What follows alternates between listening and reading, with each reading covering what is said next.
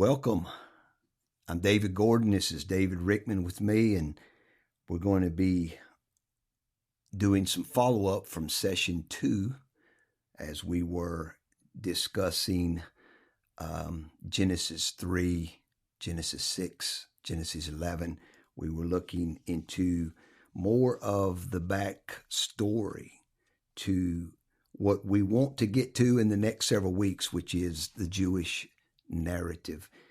And so as we were looking into session 1, we were opening up Genesis 1 specifically, a little bit of Genesis 2, to think through order. Like creation is about God's order. And the very interesting thing, once he gives divine beings and human beings free will, it's just crazy that we begin to see that the very order that God speaks to his creation, now because he's introduced free will among divine and human beings, we turn to the dark side. As David taught on Monday evening, we began to see other players that enter into the story. And these began to introduce and begin to bring chaos into God's order.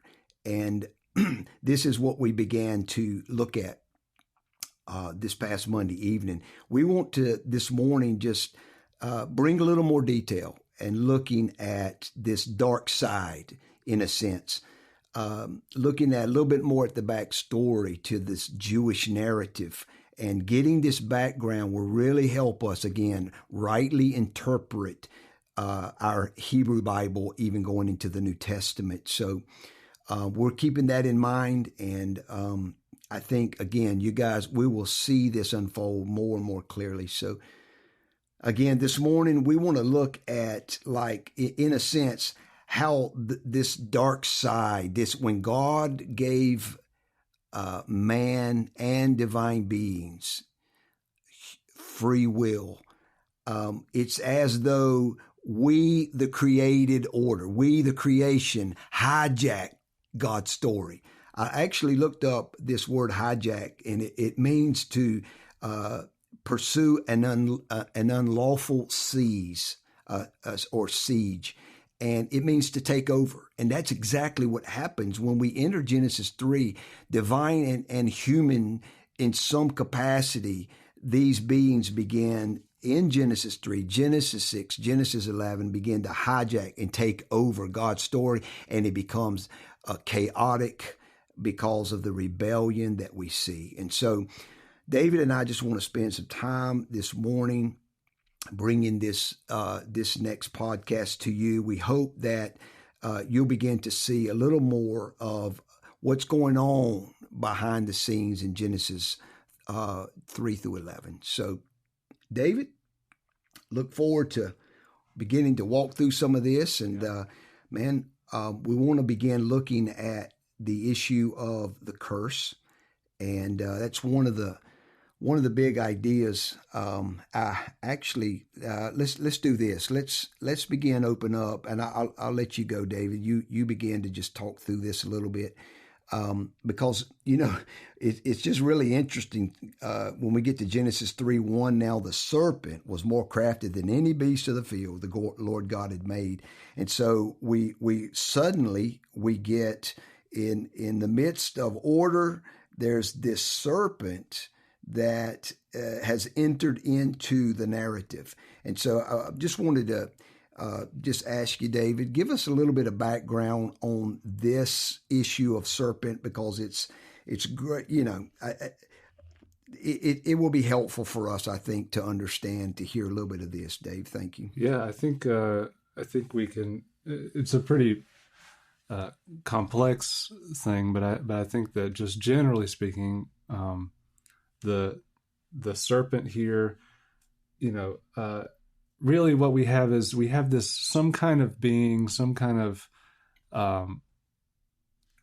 probably some sort of divine being that introduces contrary ideas to the boundaries that Yahweh has set forward for man and for creation. And so, later traditions, when we get all the way into the New Testament later, it's very easy just to equate what's going on with the serpent and say, well, it's Satan in the garden or the devil in the garden. But really, when you're reading Genesis 1, there's nothing there that tips you off to that, immediately in the context. And so, which, obviously those traditions are part of the story as it unfolds, and we see that later on. But really here, it's clearly there's some sort of being here that is really bringing the question that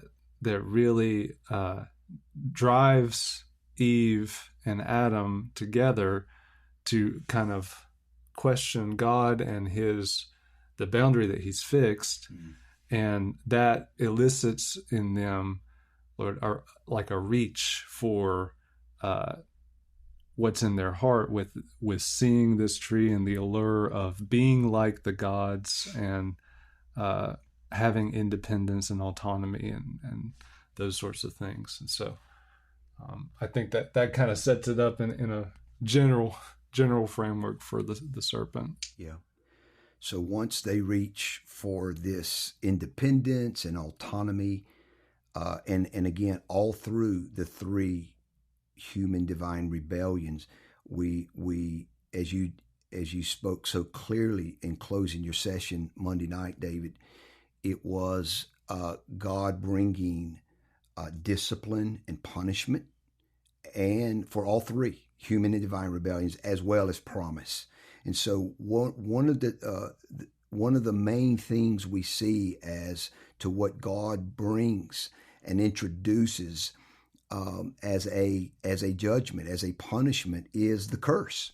We picked this up in Genesis 3:14, and he's speaking to the serpent, and cursed are you. And then we began to see how that curse is going to create enmity between the seed of the serpent and the seed of the woman, and then Eve and Adam, female and male, are gonna begin to battle with life going forward in regards to the curse. And of course, we have ultimately an issue of death that we're dealing with. And you were talking about death row in Genesis 5. We see God coming always to make good on his word, that he says, in the day you eat of this, you shall surely die. And for sure that's happening. But God also brought a curse. And we really wanted to begin dealing a little bit and talk a little bit around this curse. For most of us, David, as you know, when we hear the word curse, we think about witches and warlocks and, some kind of dark side. And what is crazy, of course, here, even over in other places in the Torah, when we get over into the book of Deuteronomy, that the curse is from God, is from Yahweh.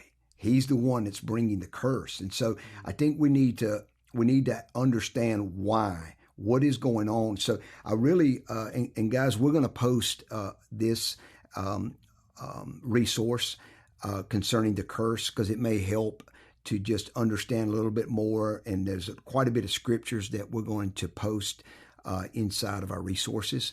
But I'm just going to speak to like the curse in terms of defining it a little bit. I'm going to try to just give a little language, and then David's going to take us over to Psalm 90, and we're going to look at a little more detail related to this. So here's the curse defined as we would understand what's going on here in Genesis 3. The curse is God-ordained animosity, enmity, pain, limitations, sufferings, futility, corruption, frustrations, disappointments, sorrow, and death between creation and humans in this age, so that mankind will groan and hope for the age to come. And again, we're going to list this teaching, and you can go over to like Romans 8 and some other passages, but there it is, the curse defined. It's ordained by God to if we would just kind of put it in a nutshell, it's to help men know their limitations. And in other words, they, Adam and Eve, they transgressed boundaries. Now God is going to allow and actually put a curse into his creation that is going to help man remain in a place of futility and limitations and frustrations and disappointments. Why? So that we will turn from ourselves and we will turn from our pride and our independence and our autonomy, and we will turn to Yahweh. So actually a curse in the earth is connected to the mercy of God. It is him using it. So now I'm gonna just talk a little bit around the curse's purpose. And as the curse defined is God ordained, the purpose of the curse is God orchestrated. So the curse is a God orchestrated instrument of discipline to bring about the humbling of the pride of man, as well as to instruct mankind of the dangers of sin, disobedience, and rebellion against God and his word. The curse helps to confront independence and mortality, creating the scenario for mankind to put their faith in God and to set their hope on the day of the Lord, and as we know, when he will resurrect our bodies.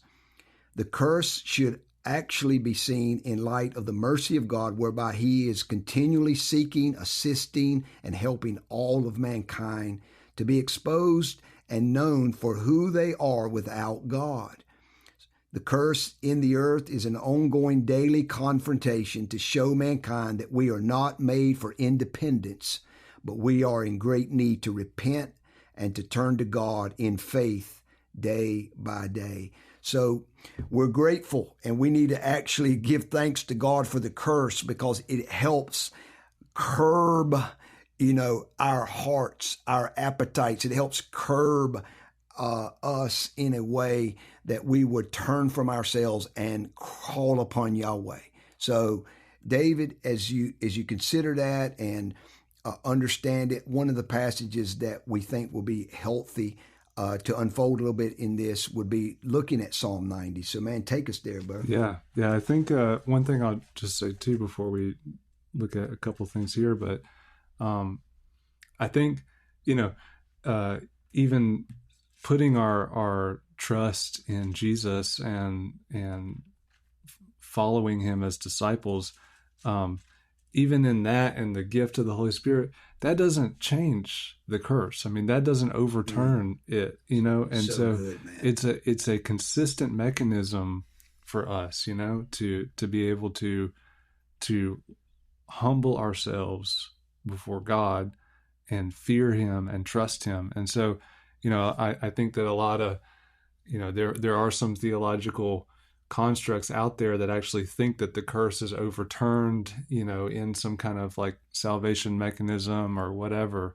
And by doing that, you're bypassing and you're sidestepping that the response that's required to humble yourself in the midst of the toil of this age and the way that God has really constructed everything, And so we, as disciples, we have to even respond to those things and use the futility that we encounter, the grind of this age and of this life, as, responding to that thing, fearing God, trusting God.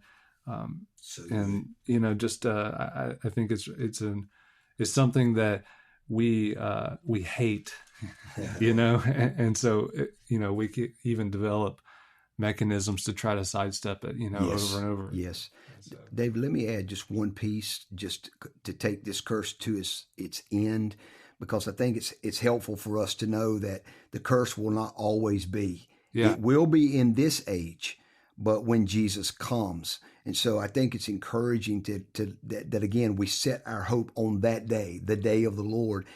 Just a quick reference, and this will be in the resource that you guys will see on the website. for this session, but it's Zechariah 14, verse 9. Yahweh will be king. We're speaking of Messiah Jesus. Yahweh, Messiah Jesus, will be king over all the earth in that day, and Yahweh will be the only one, and his name the only one. And then verse 11, Zechariah 14, verse 11, the people will live in it, in the land, and there will be no more curse, for Jerusalem will dwell in security. So we know that the curse, though, in this age is a necessary instrument and agent of God to help produce the humbling of the pride of man. And so thank you for bringing that up, David. It's good, man. So continue on now, Psalm 90. Yeah, just a couple of things in Psalm 90. Maybe this is something that just reading this week, I was thinking about it. It's attributed as a prayer of Moses, but we're not going to look at all this, but just some of these verses in here about just the transience of man and kind of the God is everlasting and man is just so fleeting in his life, and I think that this prayer really connects a lot to the story of Israel. It's filled with references related to the Song of Moses, which is something that we'll get into more with as we move on in the class. We'll look at the Song of Moses, but here you see things like in verse 3, you turn man back into the dust and say, return, O children of men. This is Genesis 2:17 about the promise. And even the language here is very interesting, that the word for dust is actually the word crushed. And so you turn man as far as being crushed into dust, and these references about sweeping them away like the flood, and in the morning they're like grass sprouting anew, and toward evening fading and withering away. It's just the shortness and brevity of life. And as for the days of our life, they contain 70 years, if due to strength 80 years, but their pride is but labor and sorrow, soon it's gone. And so, even the reflection on the brevity of life here. And then in verse 11, who understands the power of your anger and your fury according to the fear that is due you? So teach us to number or to evaluate. It's not just, counting, but it's actually like to judge, to evaluate our days, that we may gain and lift up a heart of wisdom. And so it's like wisdom is found in the fear of God, in seeing his plan and his curse, the curse on the earth, and responding to that in humility and reverence, in evaluating our life in light of the big picture of God, and humbling ourselves. And so I just was thinking about this passage, after we went through Genesis 3, and how, the core thing of human beings in Genesis 3 is we want to be like the divine beings. We want to have independence and autonomy and this reach for something that's not allotted to them, and so the actual mechanism responding to autonomy and the reach for autonomy is humility. It just comes with that humbling agent of introducing a curse in this age into the earth, and the toil and labor of life, and how that grinds on human beings to fear God and to humble themselves. And so we just pray that this verse 12, we would be able to evaluate our life, our days, and gain a heart of wisdom in the fear of God. So good, David, for sure, man. And let's continue to call upon God in needful wisdom as we are confronted. Think about it, guys, as we're continually confronted daily with the curse in many ways and in many levels. This is God's mechanism for us, so we're thankful. Well, David, just because of time, we don't want to wear people out too much, but I think it'd be good to jump over into some Genesis 6 and begin to just look a little bit more at some of the players, the sons of God, maybe even a little bit on the Nephilim, and maybe even touch on demons. So, guys, if you have your word open, we can turn to Genesis 6 and just begin to give a little bit more background. I think Dave and I were talking quite a bit. We think that some of the background to understanding, again, a little bit more of this dark side as we began looking at the serpent in Genesis 3. Now we pick up, the sons of God, the sons of Elohim, that divine counsel that we were talking about on Monday. And then the producing of Nephilim, and then what happens as a result of the flood, picking up this idea of demons. I think it'd be helpful for us just to get a little bit of the background from this passage, and then look at some of, maybe even think through a little bit of the Jewish literature that can help frame and understand how things developed through that period between the Jewish Bible, the Hebrew Bible, and the New Testament. And I think it'll help us as we move into the New Testament, looking at some of these things.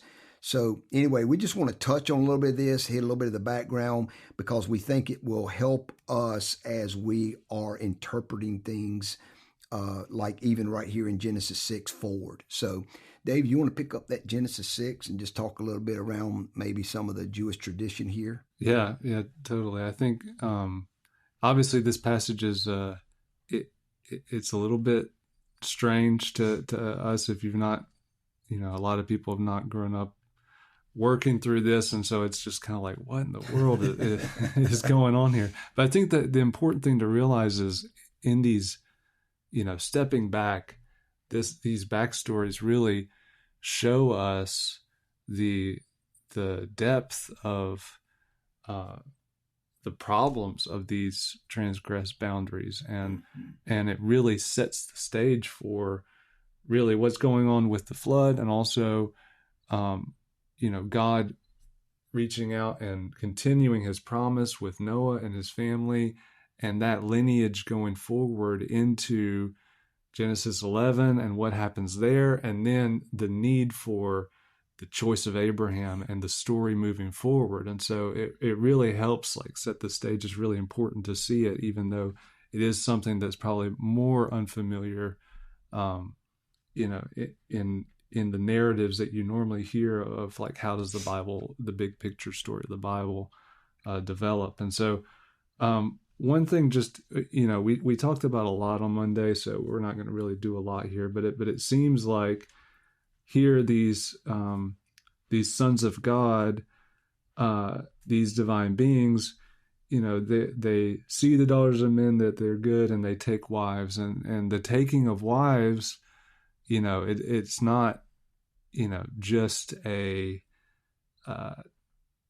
like a short-lived relationship. It seems like there is some sort of effort for marriage and procreation, which it could suggest even the idea of maybe they're trying to make their own imagers, and their own lineage, and this is a whole nother kind of thing introduced into God's creation, that wasn't intended, So David, not only you really dealt with this well on Monday evening, not only patriarchal, is that the word? Yeah. Authority over their daughters to give, perhaps to prolong life from a human. Now you're speaking to even how the divine perhaps would have wanted, what perhaps they're after, creating their own images, again, transgressing boundaries, right? Yeah, definitely. And so, also one other thing that, we're not going to get into a lot here, but there's that, the transgressed boundary between divine and human. and even the offspring. But within Jewish tradition, later books like the major books that you have is in Enoch, First Enoch, and in the Book of Jubilees, and that really kind of unpack a lot more of the traditions around what's going on here. That, you know, Enoch especially, I mean, it's just like so much there. And one thing that they really do highlight on also is that these beings, they're called watchers in those books, but these beings introduce knowledge and information to the realm of humanity that wasn't really supposed to be introduced. And so there's all kinds of things that they kind of bring into the scenario, initiating, implementing ideas, perhaps. Yeah, and to human beings. Yeah, and that actually, you know, things that are related to like idolatry and things like that eventually kind of are later on related more and more towards idolatry. But they introduce that thing. They introduce, and by that thing I don't mean they introduce idolatry itself, but just practices around it, and also the idea of like some of the ideas of war and giving weaponry and stuff like that really coincides with even the murderous intentions that you already saw in Genesis 4. We didn't really spend a lot of time with that, but you see kind of the murderous intentions in the heart of man, and also following this in Genesis 6 about there's just this violence that's going on, evil and violence. And so anyways, their introduction of these things kind of catalyzes the wickedness that's going on in the earth with human beings. And so that helps also kind of give context for why what follows in Genesis 6 is really an emphasis on the wickedness of man, and then you see the judgment of the flood, and you don't really see all of this development of judgment of these sons of God, which they are. You know, in the traditions, we do see that they are put in a place of bondage and awaiting a judgment day. Yes. So they will be held accountable, you know, but it's not a huge emphasis right here in the context of Genesis 6. Got you. Man, as you were talking, David, just thinking through, like we get this Genesis 6, 1 through 4, you know, there's these divine human beings coming together in marriage, the producing of the Nephilim. And then this is the part I think that addresses exactly what you're saying, that the introduction, the initiation of divine beings to bring a exponential, an increase of, quote, wickedness among men being introduced by these divine beings among the human beings. So like Genesis 6:5, Yahweh saw that the wickedness of man was great on the earth, and that every intent of the thought of his heart was only evil continually. And you get down to verse 11, the earth was corrupt in the sight of God, and the earth was filled with violence. And so, you know, verse 12, God looked on the earth, behold, it was corrupt, and all flesh had corrupted their way upon the earth. And God said to Noah, the end of all flesh has come before me, for the earth is filled with violence because of them. Behold, I'm about to destroy them with the earth. And so not only the increase of wickedness and the intent and the inclination of the heart of man to move toward evil continually, but even violence. And so this is not just what I'm hearing you say, David, that this is not just like the exponential increase of wickedness and violence because it's just man. There's like this divine impetus and initiation of divine beings that are that are introducing this. Yeah, This is what I'm hearing. Contributing to the degradation of all of these things, and and I think that really, like, one question came up on Monday that was really good, and I think just re-emphasizing that what we talked about in the first section, the narrative sections of Genesis really play a role into the themes of what's in those sections. And so this theme is really the section of the histories of man that begins in chapter 5. And then here is at the very end of it, and it's kind of like the climax of the end of this section of man. And then it's moving into the section of these are the generations of Noah, because he becomes the guy that God has chosen to survive the judgment that's coming and moving things forward. And so emphasizing that shows why, like, so much is built around the wickedness of man and the judgment upon man in the earth, because it's in this section of Genesis. So, the histories of man. Good, man. That's very helpful, David, even keeping it in its historical context. Well, David, let's move on. There's so much more. And again, guys, we do have a couple of the resources as we move into these last two sections, the Nephilim and demons.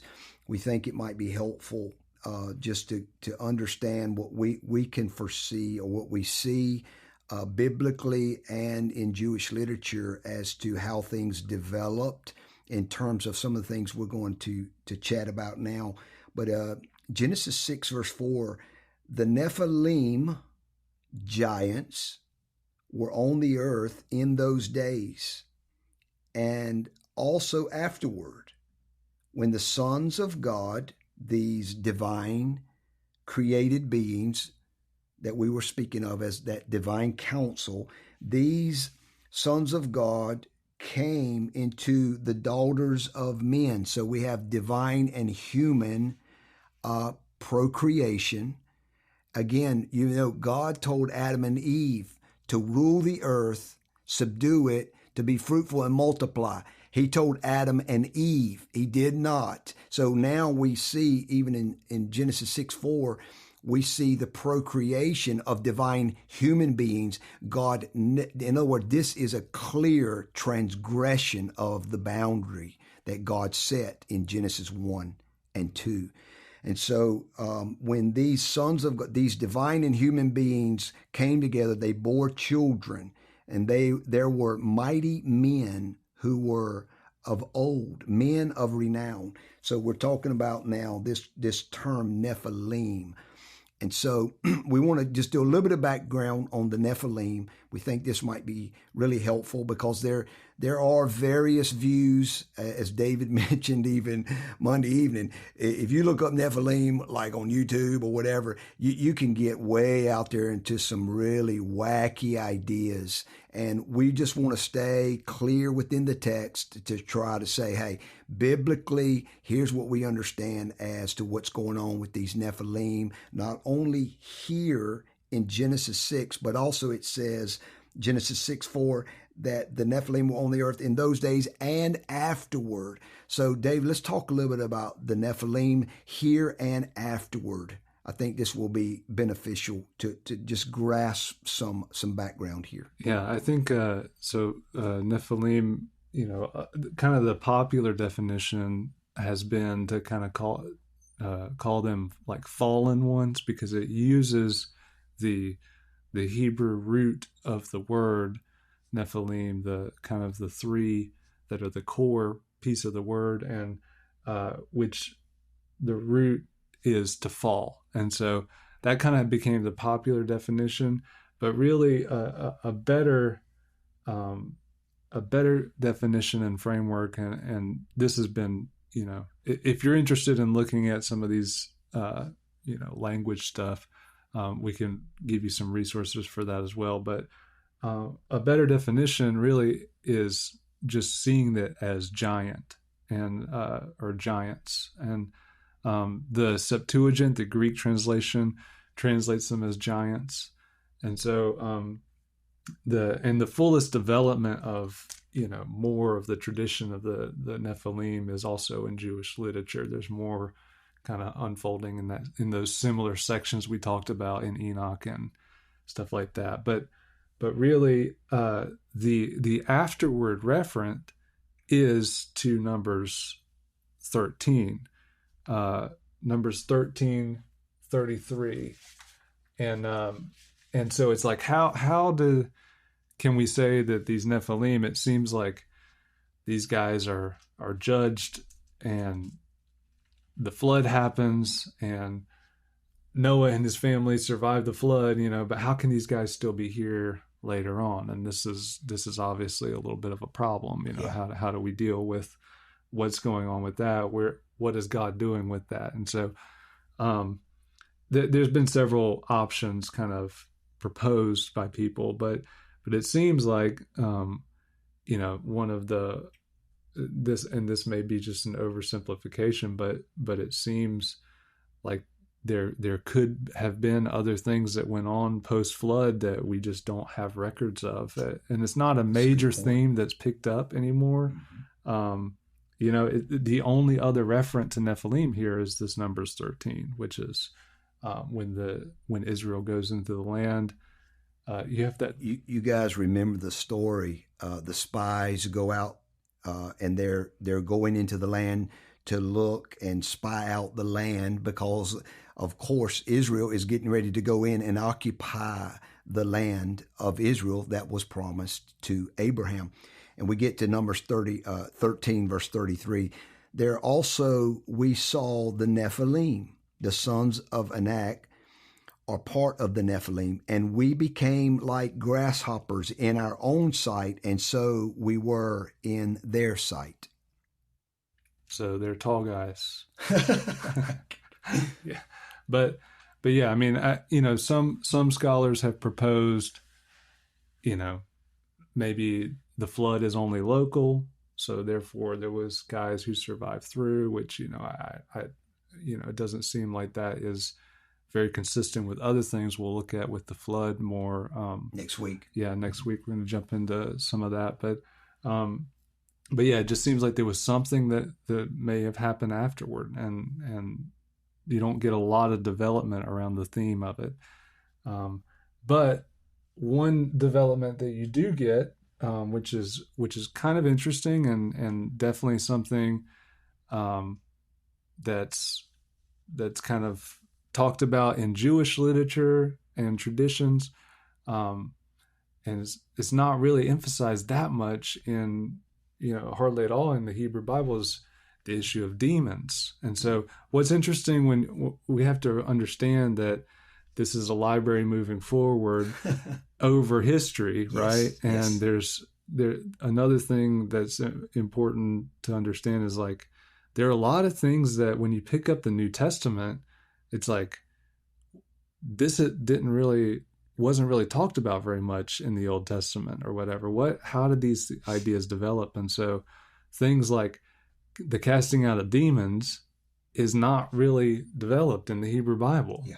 But all of a sudden you have Jesus casting out demons, and it's like, what's going on with this? And so Jewish tradition kind of picks up the idea that these offspring of the unions, these Nephilim, yes, when they died, their spirits remained as in the earth as like unclean spirits, and so they become associated with the demons and the demonic, and demons really kind of is a general term, kind of like we talked about.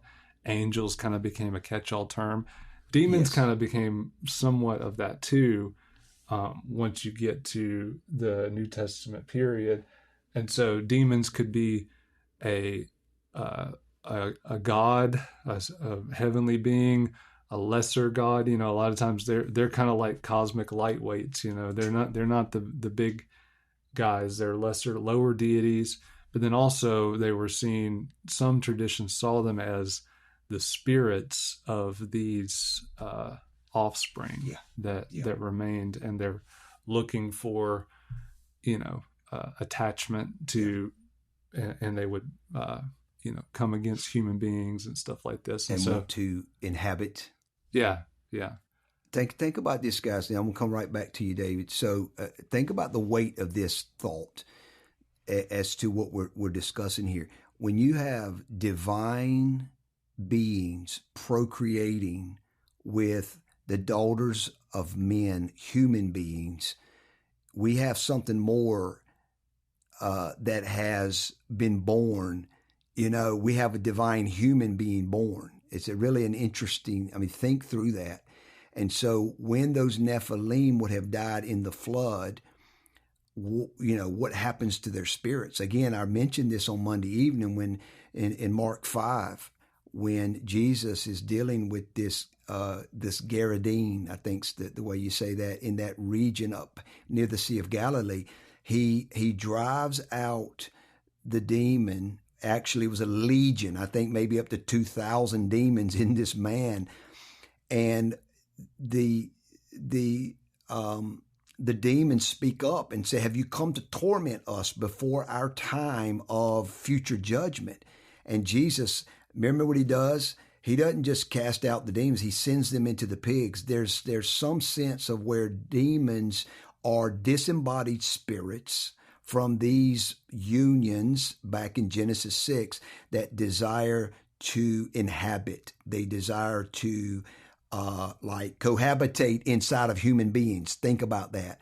And I'll just give one little thought Dave and I not even talked about. This is just a practical thing that whether it be Satan or demons, as we understand the progression of this throughout the scriptures, particularly in the New Testament, that the enemy, the adversary, demons, they cannot just jump on a person. You just can't be found with a demon. A demon would enter or have a sense of cohabitation inside of an individual in link with darkness, in link with agreement. There needs to be agreement with like sin, an agreement with things like the deeds of the flesh in Galatians 5, like 19 to 20, 21, or, just a prolonged pattern of sin in the life of even in the life of a believer. I know we're talking like what,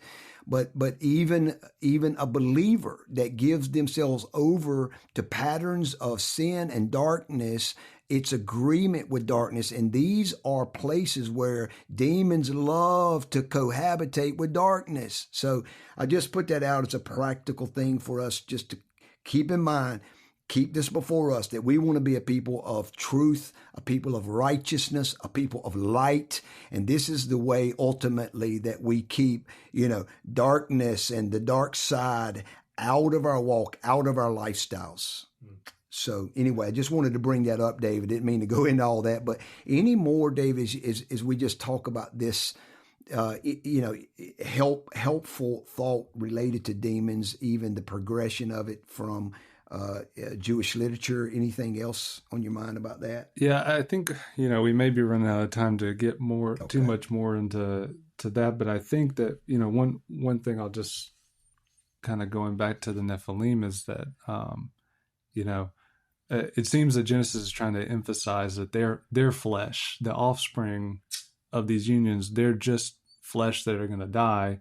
But this kind of gave the basis for some of these ideas that develop related to demons as, yes, later on. And so it's important to see that that's a piece that existed. By the time, you get to the New Testament, it was a very common thought within Jewish thought of this is an origin of those entities, Got you. So a good place, the origin of the demonic or demons. Yeah. Yeah. And this Genesis 6, is really seen as the passage that refers to kind of rebellion of these kind of divine beings. And that kind of becomes the point where this kind of big divine rebellion thing goes on. Good.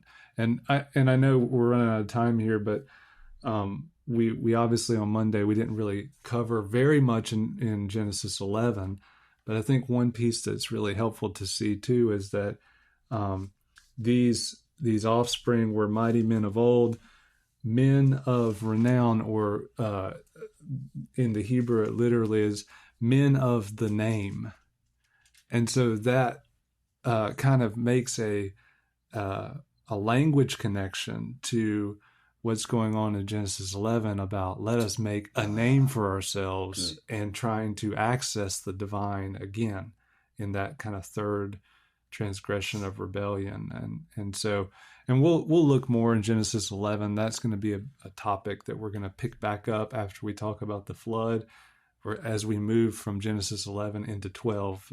We're going to revisit the Tower of Babel and what's going on there. So good. David, if we're out of time, it's fine. I do want to make one comment that David and I, there's a resource that we're putting out to you by Michael Heiser. I don't remember the name of it, David, that particular resource. Yeah, it's an excerpt from his book called Supernatural, and it just actually deals with it's a very brief overview of some things that we've discussed, Genesis 3 and 6. Okay. And one of the things that in that article that we just want to speak to, and we'll close, is he's working through Revelation chapter 12 and talking about some things, and he picks up like Revelation 12:7 through 9, that there was a war in heaven, Mike, when his angels were warring with the dragon, who is the devil, Satan, and the dragon and his angels waged war. Verse 9, and the great dragon was thrown down, the serpent of old, is called the devil and Satan, who deceives the whole world. And he was thrown down to the earth, and his angels were thrown down with him. A lot of people have some kind of understanding that we see the devil and a third of his angels cast down, and this is what's going on in like Genesis 3 or maybe even Genesis 6. But we don't see that in the Hebrew Bible or in the New Testament. So I wanted to, David talked about like one of the first quote, what we would understand as the divine rebellions doesn't happen until Genesis 6. And so I just wanted to allude to this passage in Revelation 12, because Michael Heiser addresses this passage as to this war in Revelation 12:7 through 9. He carries it back to the time of Jesus' birth, but very clearly the context is given itself to the time. It's an eschatological, it's an end time passage, meaning that it's at the time of the last 3.5 years called Jacob's trouble or the Great Tribulation.